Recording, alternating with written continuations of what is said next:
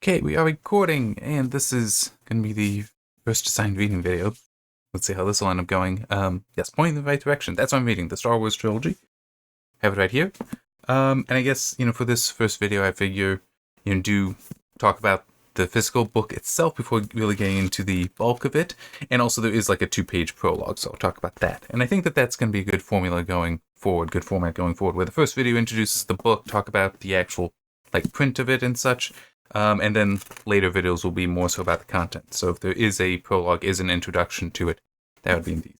Potentially also the front and back matter, which we do have a little bit there. And the back, it's not all that interesting.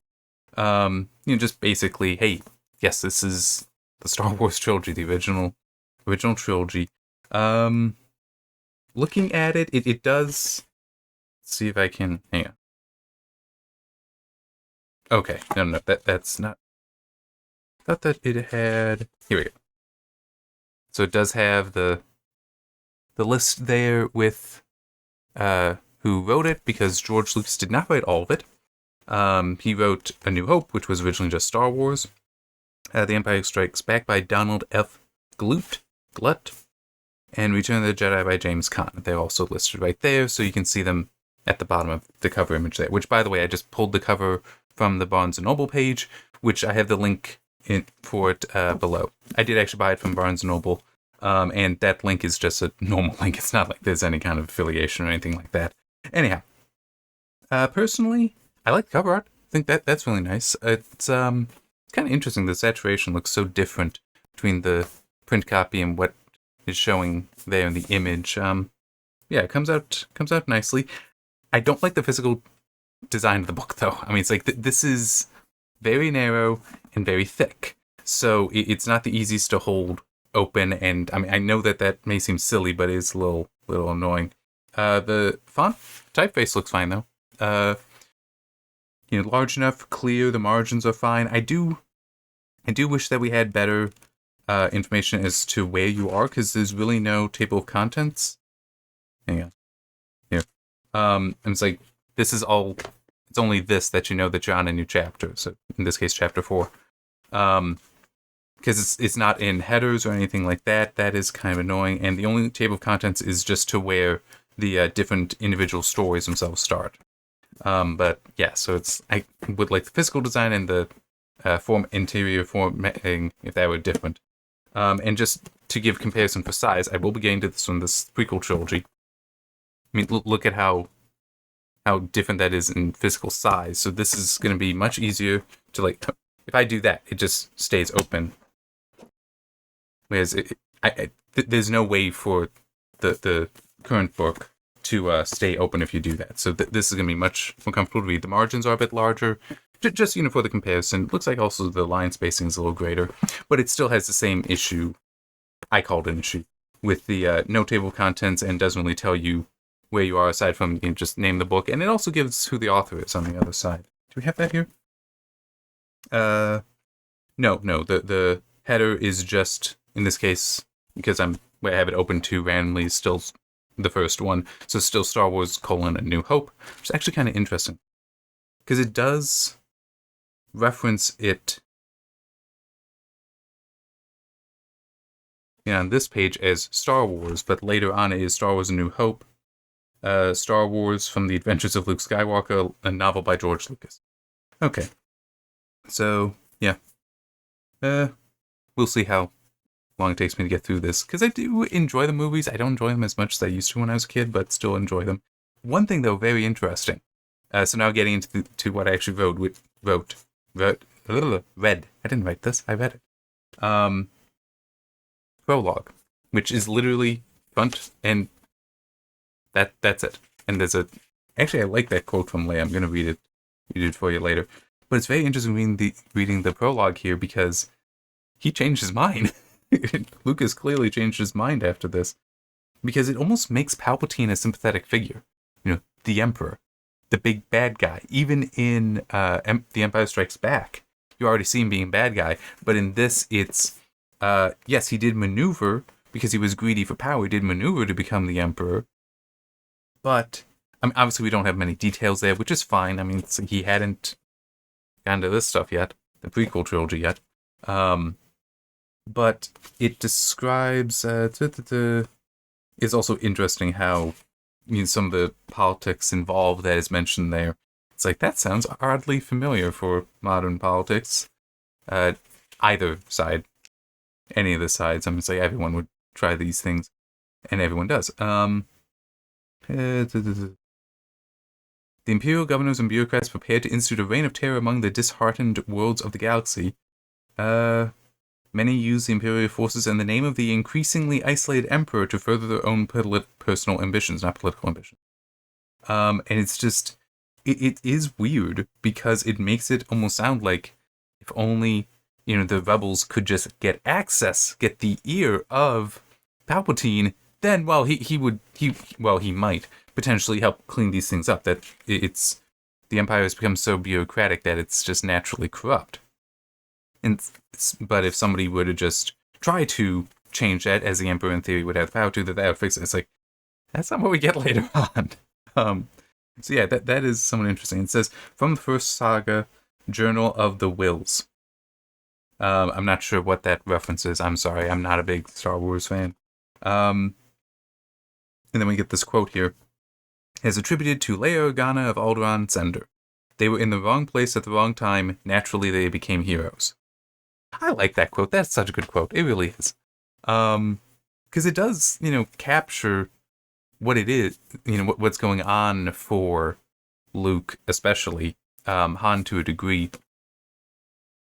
But it is also, it is one of those things, and this is why reading through the novelization is going to be so interesting, is to see how things change, how things differ between this and the movies, but also how things change over time, especially because, remember, these would have been written many years apart, unlike the prequel trilogy, which I just still have on my lap here. So, for example, they were in the wrong place at the wrong time. Naturally, they became heroes. But as you continue, even into Empire Strikes Back, certainly, Luke is no longer just wrong place, wrong time. It's no longer that the Force... Well, no, they actually did keep the Force being more of a spiritualistic thing than a full-blown religion and consciousness to itself. But there is an element of, no, he had a destiny to be there. It wasn't just he had the potential to become a Jedi Knight, and therefore he did because circumstances demanded it. It was more of a, no, he was always going to become one. So it's interesting to see how that is different there. It will be interesting to see if that gets squared away later on, or if, well, I guess it also doesn't need to be, because from her perspective, Leia's perspective, until... I'm actually not sure when she would have learned that Vader was Luke's father. I don't remember when that would have been. It still would have been at the end of or after Empire Strikes Back. So from her perspective, that would still be true for... I don't remember what the time gap is between A New Hope and Empire Strikes Back. But yeah. So it'll be interesting to read. And there'll be other things that'll also be interesting to see concerning this novelization. Well, these 6 novelizations. I actually have some others that are on an e-reader that I'll go through at some point. And so now it's... So far, yes, I'm liking the prologue. It's just very different. And legitimately, that they were in the wrong place at the wrong time. Naturally, they became heroes. That used to just be how so many stories were. I don't know how much I really want to say that's the case anymore. Like so much of it seems ordained that people will become heroes as opposed to circumstances demanding it in modern stories. But in any case, one thing that I wanted to mention concerning novelizations for movies is sometimes they do expand on things in ways that you may not have realized, but there's also... Because there's some things that just don't translate well into movies. Even if you have the idea and you know that idea for a story, you might still not be able to put it into the movie. So it has been many, many years, as in... Well, here, I have the novelization somewhere for The Phantom Menace. So the first one in here, I have that. Got it at like a book fair when I was in school because the movie was still new. Okay, that's how long ago that I read it. But I do remember one thing from it. And I like this as an example of something that you can definitely do in a book, not as easily done in a movie because it's a little bit too exposition dumpy, where it's, like, they just need to blast this at you, just dump it there, and it's like, okay, you've kind of killed the energy of the movie, at least for a moment. And that's something that makes Darth Maul a far greater threat than the movies depict. I mean, in the movies, yes, he's clearly very powerful. He's able to take on a Jedi Knight. In the case of Obi-Wan, he should be considered at that level. But Qui-Gon is identified as only a knight, but Obi-Wan does refer to him being at the level of a master. He's just basically always at odds with them, so he's not a master. And for those personality conflicts, shall we say. So already, like in the movies, yes, he's very impressive. But in the book, it mentions that he does something else, that there's an ability Maul has that makes him even more lethal than the movies ever depict. In order to use a lightsaber, the lightsabers are so profoundly dangerous on their own, you need the precognition, the foresight that the Force gives you to safely wield them. Because there's too great a risk of spinning it around and accidentally hitting yourself and killing yourself, which is otherwise harming yourself. So that's why they basically are only ever used by Jedi and Sith. And I do wonder if we will find some of that in the novelization for the original trilogy, or if that's something that comes into play more so just with the prequels. But anyway, I know I read this somewhere. I think it was in that novelization, so we'll find out when I get to it. Again. All these years later, decades later. Decades. Anyway, Maul has the ability to suppress that in Qui-Gon and Obi-Wan. So that's part of the reason why Qui-Gon, when he first faces Maul, is really exhausted, because he not only needed to challenge Maul on a physical level, but he now needed to completely change his fighting style, because he needed to adapt to the fact that I don't know where my sword is going to be. I don't have that sense that the Force telling me, hey, don't do this, or hey, move it. He's without that. So he's having to do it all based on just his own physical skill and none of the Force. And that's... You can't explain that in a movie. There's no good way of explaining that in the movie, because you need to understand those intricacies as well, that you can write it in a paragraph that is never spoken aloud. Or maybe it is and just mentioned to Obi-Wan, but it's still like he's a greater threat than you realize, because he can do this, but the audience isn't going to know in a movie, but can know when reading a book. So that is going to be part of the reason why I am reading through these novelizations. And as I said, I got more, and it's funny, one of the novelizations that I have, I'm pointing to an e-reader because I have them on an e-reader. One of the novelizations I know contains things that, and I don't want to name it because I don't know when I'll be getting to reading it, that I know contains things that are not in the movie, or are in a cut of the movie, but part of the reason it was cut out is because no one understood what it was, but it is explained in the novel. And there's actually another novelization that I have for a movie I love, and I'm so interested in reading that, because it occurred to me that there could have been something that happens in the movie that you, again, just like the lightsaber thing, you could never explain in the movie why this is actually far more significant. Like, a single choice that may have completely disrupted certain plans of the bad guys in that movie. I want to read the book and see if maybe that is the case. Because, I mean, for now, it's just an idea of mine that, wow, the good guy deciding to do what he did at this moment is kind of unexpected. Does that throw off the bad guys? And it might have. It might have. So I'm going to be very interested in seeing that. But that is... I will need to read a lot before that here. Not only just these, but it's not the first movie in that series, and I got the novelizations for all those movies, so it's going to take me a while to get there. But yeah, so that's going to be fun when I get to that in however many months. I got no idea. Anyway, so yeah, I guess next up will be Chapter 1, which I just want to I'm just scanning here. Okay, so this is technically set a little bit before... Oh no, that's interesting. A little bit before the start of the movie. So it seems like just a little bit of the calm on the blockade runner. But this is interesting.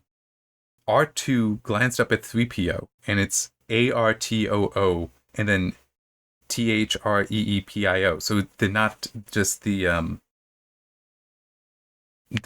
like serial number kind of thing. That's interesting. That's gonna be curious to read through. I'm just... This is also part of the whole... It's going to be fascinating to see how some of this goes. what kind of differences you have. Oh, and one thing that I do want to mention. Yeah, I'm just trying to see if I can just come across R2 and 3PO later that will be written out. 3PO and just R2. Not seeing anything because I'm just scanning over. Oh, nope, right there. Return of the Jedi still has 3PO written out that way. Okay. I did also look at the end. Because there was one thing that I wanted to see because I got my copy of Star Wars down. The 6 movies. Because thankfully it was before. I think those might actually be older than Disney. Disney purchasing it.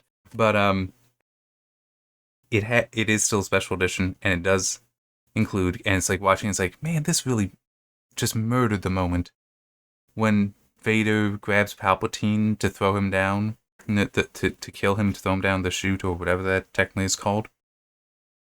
They decided to put in there Vader going, no, first. It is so dumb. It destroys the moment. I don't know if that was specifically Lucas's decision or somebody else's. Ever made that decision? It was a bad decision. You should not have made it. It was a bad decision. You should not have made it. I just want, my mic is up here.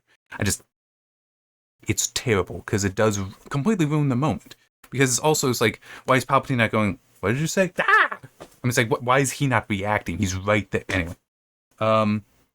I found that moment in here. It isn't there, so it does appear that these are original. I don't know if Lucas would have even, if anyone would have even suggested going through and editing the novels to make them the special edition. I don't know.